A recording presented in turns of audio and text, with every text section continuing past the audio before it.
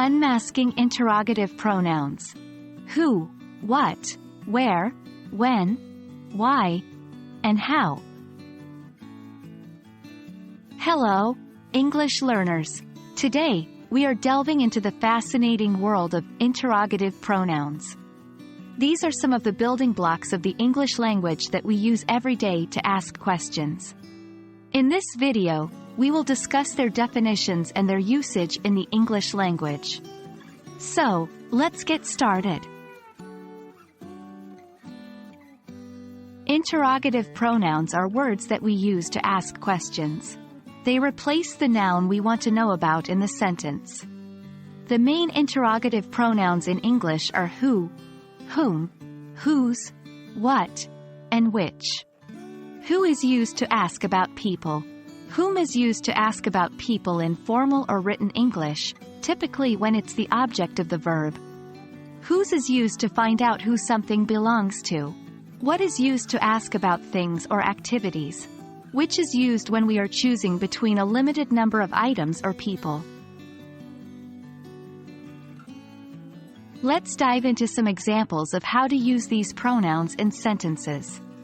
Remember, these words help us to form questions, replacing the noun that we're curious about. Use who when you want to know about a person. Who is the president of your country? Use whom in formal situations or written English when the person is the object of the verb. Whom did you give the book? Use whose when you're asking about possession. Whose pen is this? Use what when you're asking about something or an activity. What is your favorite movie? Use which when you're choosing between a limited number of items or people. Which shirt do you prefer?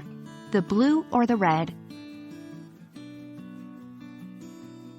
Though not technically classified as an interrogative pronoun, how deserves a special mention. It's a versatile interrogative word used to ask about a condition, quality, or manner of something. For example, how are you? Or, how does this work?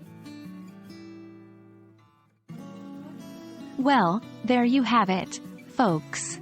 We've demystified the use of interrogative pronouns in English.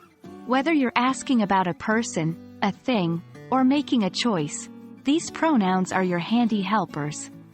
With practice, you'll get more comfortable using them in your daily English conversations. So, get out there and start asking questions. After all, it's by questioning that we learn. Happy learning!